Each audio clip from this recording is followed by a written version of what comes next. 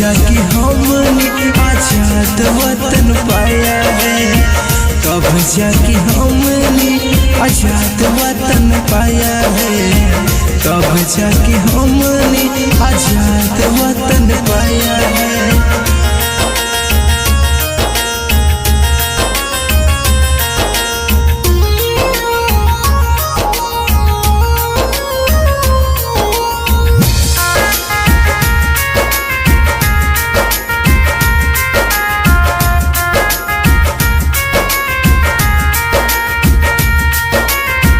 देश के लिए उन्होंने जान गंवाई, उनका नाम था रानी लक्ष्मीबाई।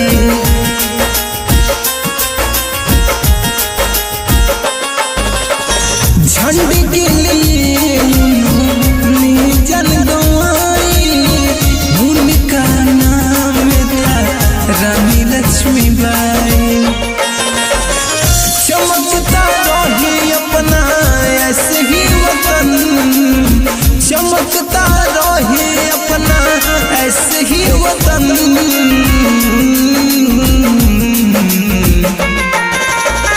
करते हैं वीरों को सत सत नमन, करते हैं वीरों को सत सत नमन, करते हैं वीरों को सत सत नमन, करते हैं वीरों को सत सत नमन।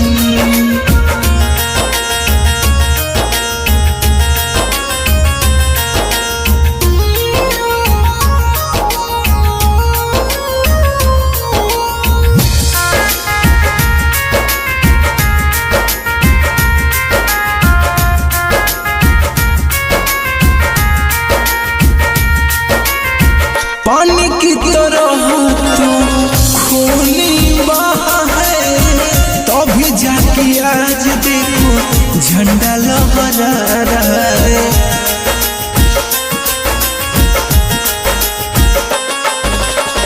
पानी की तरह खूनी खूब बहा है, तभी देखो आज झंडा लहरा रहा है।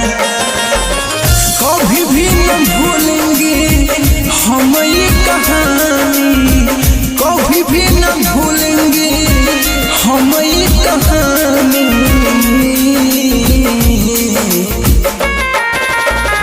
गर्व है हमें, हम हैं हिंदुस्तानी, गर्व है हमें, हम हैं हिंदुस्तानी, गर्व है हमें, हम हैं हिंदुस्तानी, गर्व है हमें।